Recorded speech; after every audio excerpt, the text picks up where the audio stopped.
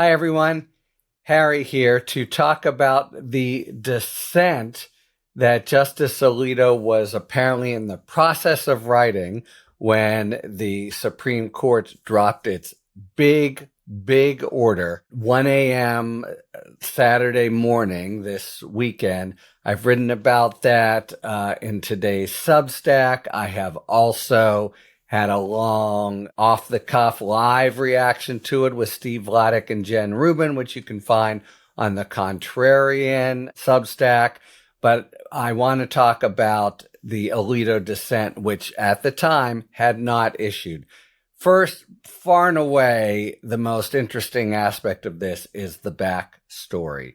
So when there's an emergency application, as the administration filed, and as was the court in response to it, issued its order that, among other things, said no more transport of prisoners or deportees unless and until we say so. It's really obvious that Alito didn't want to go that way, and it's even more than that is obvious and remarkable. Emergency applications are always directed to the single justice for the circuit in question, who then typically grants a brief administrative stay and then serves it up to the court overall. Who is the circuit justice for the Fifth Circuit? You guessed it, Sam Alito. And even though the application was directed to Alito, the actual order didn't mention him.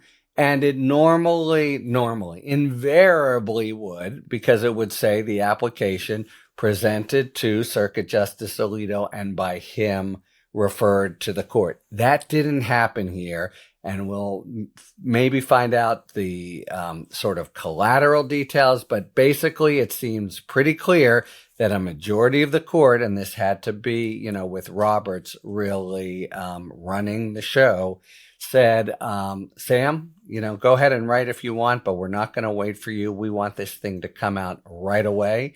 Why would they say that? I think because A, they know that the administration is fully capable. They did it before, after all, with Boasberg, of trying to just quickly spirit people away before a court order could countermand it. And they were already gathering people in the Northern District of Texas to do that. And second, I think that time is of the essence because, for reasons others judges have noted in the Abrego Garcia case, the stakes are so high. Somebody who has not received due process and whom even the government says shouldn't have been transferred is daily in this hellhole torture prison. And that's a terrible injury. As Judge Zinna says, every single day is more irreparable harm.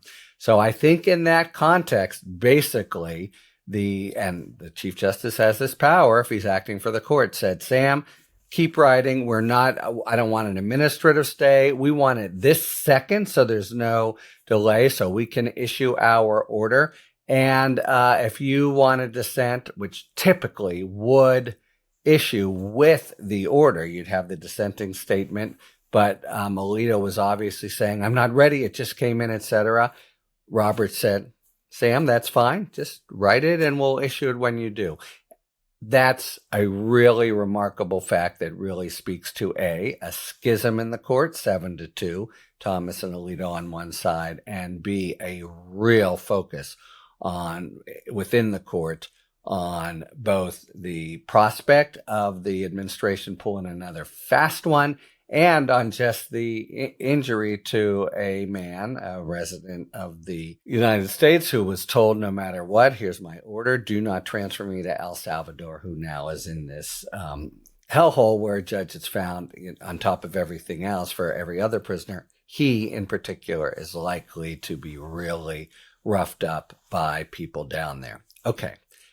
That's the context. That's the really big story. But now let's talk about the things that Alito had to say. And basically, now that the opinions come out, I think we know what he was trying to do to keep the court from acting as it did early Saturday morning. And the reasons he offers, either they're flatly inconsistent with things he said in other cases, or they're legally really not strong, or where they are, they're not a reason that the court couldn't act. So those are the way to summarize. And let me just go through them a little. So the first thing he said is, it's not even clear that this court has jurisdiction.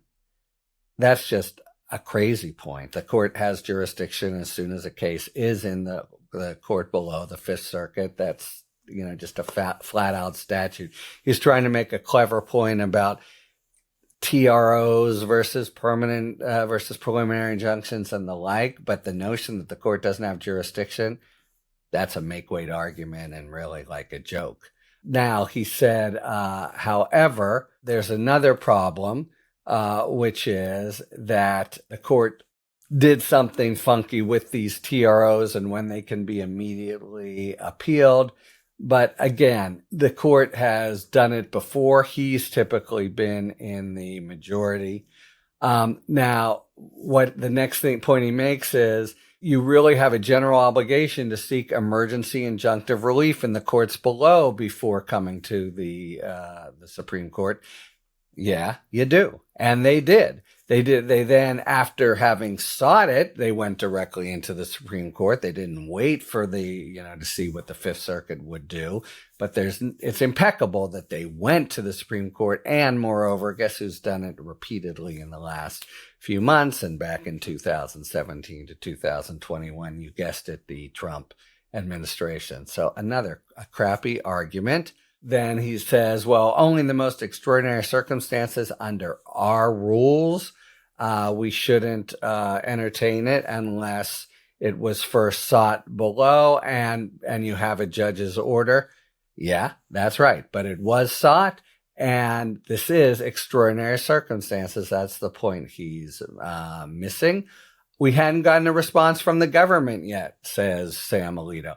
Yep, that's right, too. Again, just missing the point. You normally would wait for that, but you normally don't have a situation where, the United States could take advantage of even a 15-minute pause to quickly, as we saw they did. This is all once burned and twice shy, right? As we saw they did.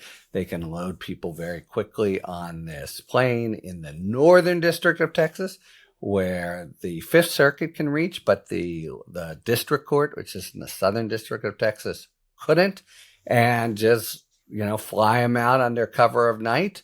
And that's a problem. And the fact that the court it's wrong to suggest the court doesn't have the power to act. It's unusual to exercise that power, but it's totally unusual circumstances.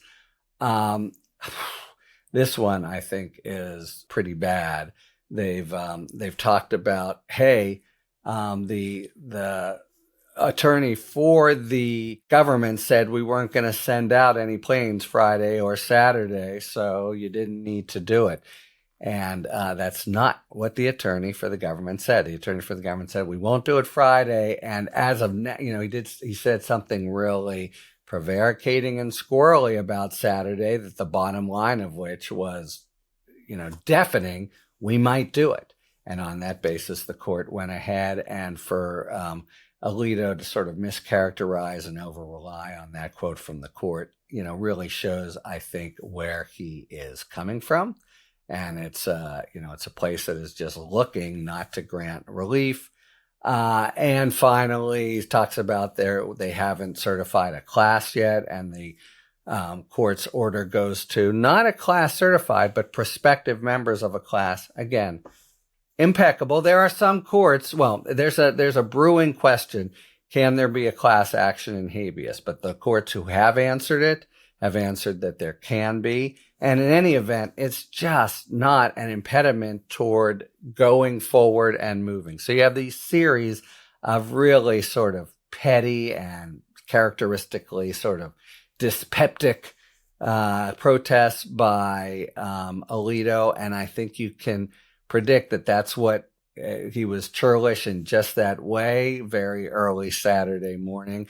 And the court, it's a really important division that they were willing to make with Roberts and the three younger Republican appointees, Gorsuch, Kavanaugh, and Barrett, all breaking from him and even saying, we're going to issue this, Sam, without your opinion. As soon as you're ready, bring it in. Something that happens very, very, very rarely. So I think we now know what Alito was saying. We've now seen his opinion, and it's, inconsistent with things he said before, or very tendentious readings, or even inaccurate ones. I think it goes to show that going forward, there will be 2 votes to give the administration sort of whatever it wants. Alito is temperamentally, and Thomas, the closest to the sort of grievance-soaked and really kind of, I think, nasty and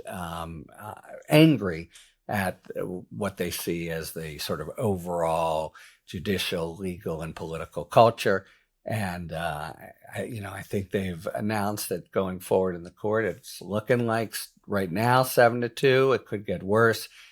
7-2 is plenty.